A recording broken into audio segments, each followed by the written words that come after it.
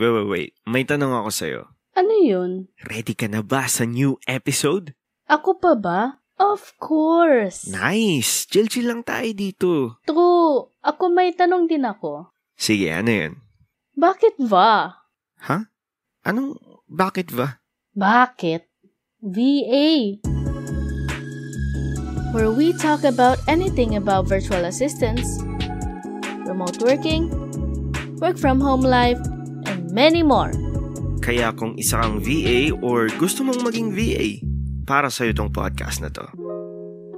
Alright, so welcome back everybody to Back at VA, where we talk about virtual assistants, why is it good and why it's the best choice for you. So my name is John, writer and marketing strategist of VA Flix, and I'm with one of our very kind and hardworking virtual assistants here, Bernadette Parocha. Hi Bernadette, how are you? Hi, hello John. I'm fine. Thank you for inviting me here. It's a pleasure. Yes.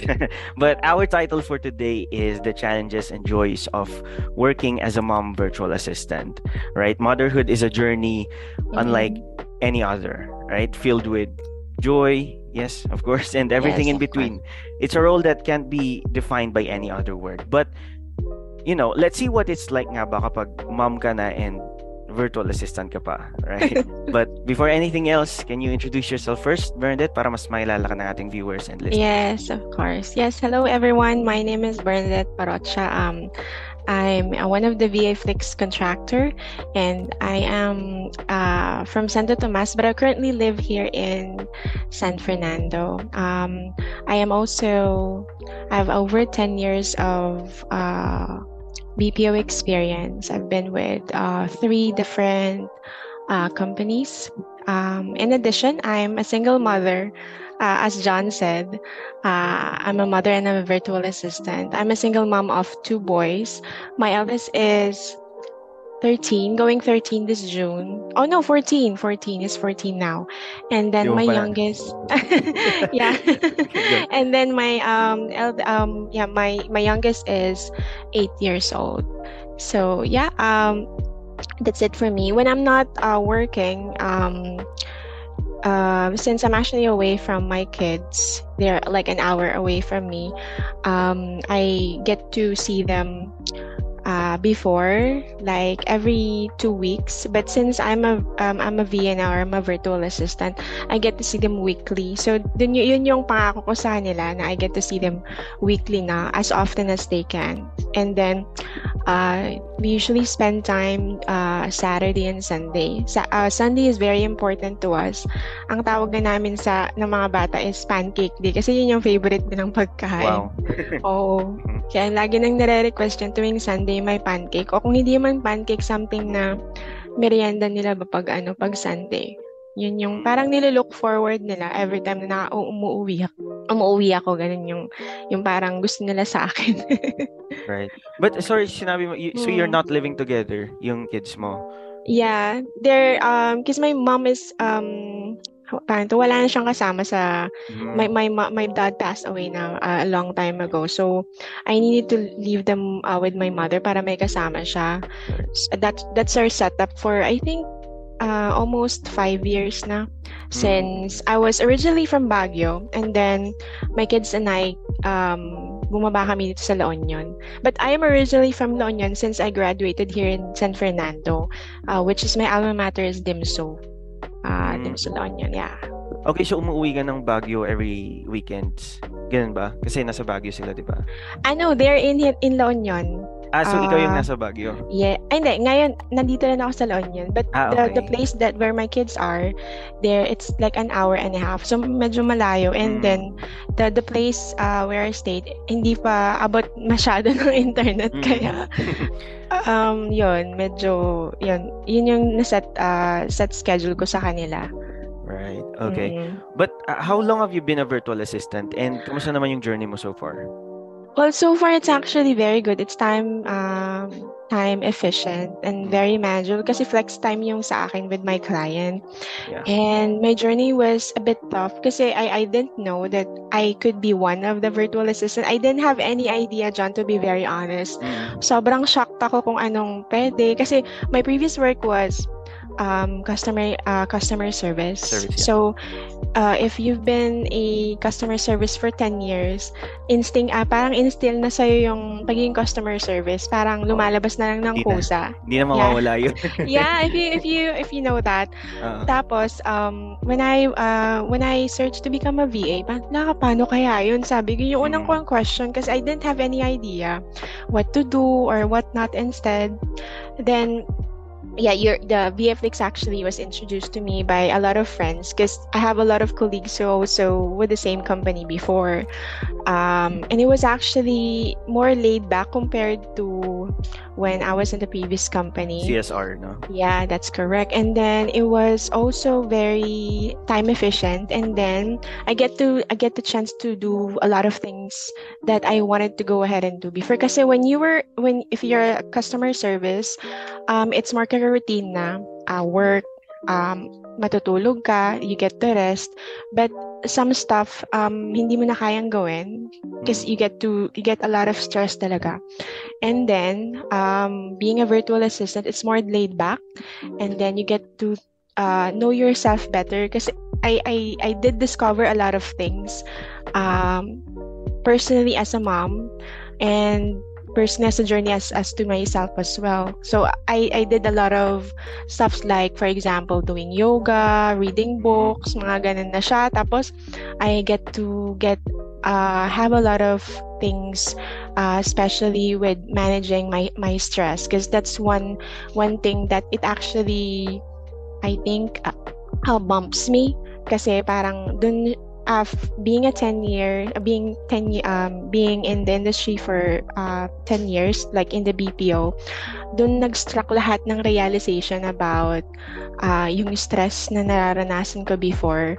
Parang I needed to take time to get to know myself better. That's why. But sinabi mo medyo nag-change yung work style mo, 'di ba? Nung transition ka into virtual assistants from CSR. But I want to know, why did you choose this path, Bernadette? Is it something you want to pursue long term? Are you a skilled virtual assistant looking for your next opportunity? Join our team at VA Flix, where we provide top-notch virtual assistant services to busy professionals. As a member of our team, you'll have the opportunity to work with a variety of clients and gain valuable experience in the field. Send us an email at recruitment@vaflix.com. What are you waiting for? Apply as a virtual assistant at VA Flix today, where your skills and expertise are valued. Yes, of course. I wanted to go ahead and pursue like a long-term journey here. This is actually out of my comfort zone, to be very honest, and I get to pick a lot of new things every day, and dealing with clients as well. So that's one thing that I wanted to go ahead and do and long term, since I only have one client for the meantime. I get the chance to go ahead and think what needs to be done if in case may mga client in the future. How do you deal with them? How do you manage yung mga responsibilities na ibibigay sa'yo? And I use my skills from being a CSR, and then you manage to go ahead and, how do you say that, apply to your client. Nakatulong siya, no? Yung yes, it is. CSR. Ang daming mong na-pick up na skills na mga gamit mo rin being a virtual assistant. That is why dito nga sa VA Flix is if wala kang VA experience, at least 6 months of BPO experience, all goods ka na. Pwede. Yes, that's correct. That's very very nice. That's so But how did you start, or paano ka napunta sa VA, journey mo? Like, when did you decide to start VA? Yeah, it was actually a month ago when I decided to be a virtual assistant. Kasi 1 month na kami ni client. I think I started April 17, if I'm not mistaken. When I was first hired here, it took some time, and then I was I was worrying kasi they were not, parang wala pang binibigay na client. So, what should I do? Sabi kong ganyan sa sarili ko. So, that's when I actually did a lot of research kung how to become a virtual assistant. I searched ako sa YouTube. I asked a lot of friends who are virtual assistant already, and then they gave me what kind of things needs to be done, something like that. Okay. So out of parang curiosity lang na gusto mong i-try maging virtual assistant. Yes, that's correct. Not out of curiosity as well, to be to have like more time to myself and to be more laid back with workloads. You get you get to get less of workloads, pero mas ma-manage mo yung time mo, tapos maging efficient ka pa being a virtual assistant. So I think that's one thing na maganda for being a virtual assistant. Kasi you're working directly to a client, diba? You have a client, so it means, you know, kapag CSR ka kasi medyo, aminin na natin, mas mababa din talaga yung bigayan, diba? Pero yes, kapag VA ka, medyo malaki-laki siya. That's correct. How do you balance your responsibilities as a mother, you know, while working as a virtual assistant? And what strategies do you use to manage your time efficiently? Kasi alam natin, marami kang time, diba? Ang dami mong time. But still, you need to be present pa rin if you are a virtual assistant. If nandun ka sa, you know, sa time period na kailangan mo mag-work, you need to be present, diba? Yes, so, yes. Paano mo naman manage naman yun? Well, managing is very easy, I think, for me, because you get to apply your time management when you're a mother and when you're a virtual assistant. So there's a time schedule, flex time kasi with client for me. So I get to manage that very efficient. And then, of course, may certain time siya. So, for example, if it's of 4 hours only, I get to start it at a certain time and then end at a certain period as well. And then being a mom, same as well, parang i-apply mo na siya kung ano, kunyari pag uuwi ka uwi ka ng bahay or uwi ako sa mga anak ko, if they said that I'm going to be Saturday, uwi ako, especially nag-aantay yung bunso. Kasi yung bunso ko kasi yung mostly na nag-aantay sa akin, yung panganay medyo malaki na siya. Kaya ganon. So, hindi ako pwedeng mag-skip sa time na uuwi ako. Same with when you're a virtual assistant, because that's the only time na pwede akong mag-attend dun sa client or take yung responsibility ko sa client yon. So parang motherhood prepared you na for the demands. Yes, of that's correct. Assistance. Instill na siya, ganun ba? Like yung pagiging, you know, yung responsibility mo sa mom, yung pagiging present mo din is same sa pagiging present mo sa virtual assistant. Yes, that's sa clients mo. I'm sorry. Right? That's correct. All right. So, but what do you think sets mother virtual assistants apart from other virtual assistants? Yung mga Gen Z, ganyan. And how can mothers leverage their unique strengths sa tingin mo to succeed sa field na to, sa virtual assistant field? Well, I think I didn't have like a direct answer to the question, pero what sets me apart from other virtual assistant is that I took risks.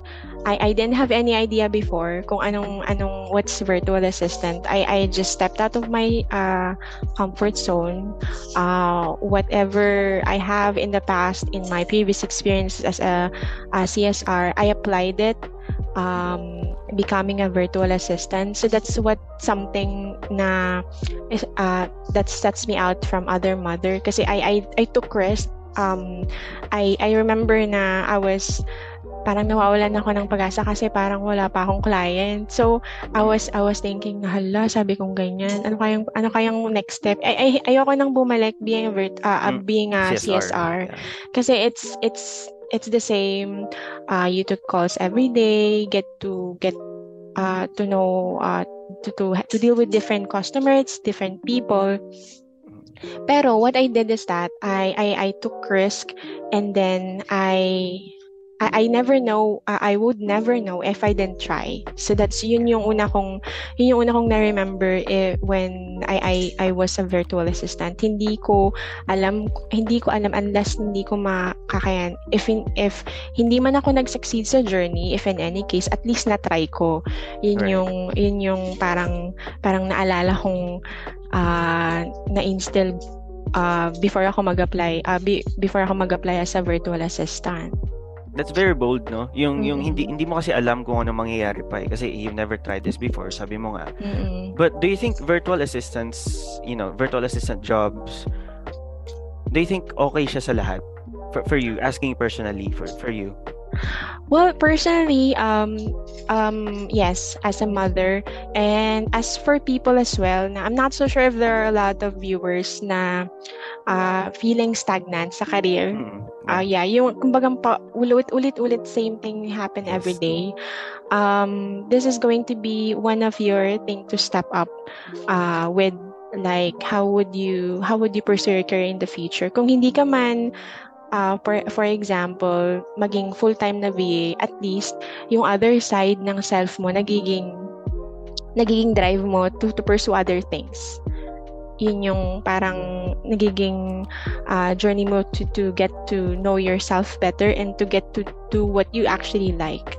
Because you would never know if you're be a virtual assistant for the whole entire journey of yours, but it's a stepping stone for you to go ahead and get to things na pwede mo palang gawin in the future. And yung mga journey mo or may mga knowledge ka being a CSR, you get to apply as well when you're a virtual assistant as well. Right. So being a CSR, ang dami nating natutunang skills, di ba? And I'm pretty sure kapag virtual assistant ka, madami ka ding matututunang skills dito. Yes, especially, of course. You have your own time. Of course, yun number one, di ba? Yung freedom mo. You have your own time. You control your own, lifestyle. My work-life balance, di ba? Yes, that's correct. That's what I was supposed to say, work-life balance. Meron kang time para sa sarili mo. And if you're a mom like you, if you are a mom naman, you have time for your kids, diba? Yes, your that's family. correct. And that's very good. But I think that's all I have for you. I think that's all of the questions that I have for you. But do you have anything else to say to our audience or listeners before we end the episode? Yeah, of course. So, if in any case in the future, if you have something that you would like to go ahead and try, you can always go ahead and try it. If you wanted to go ahead and become a VA, then you would never know if you won't go ahead and try to step up from your comfort zone, because that's what I did. And look at me now. I'm very happy with what actually made me as a virtual assistant. That's it. Thank you, John. Yes, but ito, last question, yes or no? Yes, lang. of Do you course. think it's worth it? Of course, yes. It is worth it. All right. Thank you so much. Thank you so much, Bernadette, for joining our podcast episode again. Our viewers, our listeners, thank you so much for watching another episode of Back at VA. See you in the next episode. Bye-bye. Thank you so much, everybody, for listening to this episode of Back at VA. If you have any topics that you want us to talk about, or if you want to be a guest here in our podcast, you can send us an email at studio@vaflix.com. Again, thank you so much. Hope you enjoyed the episode. Bye-bye.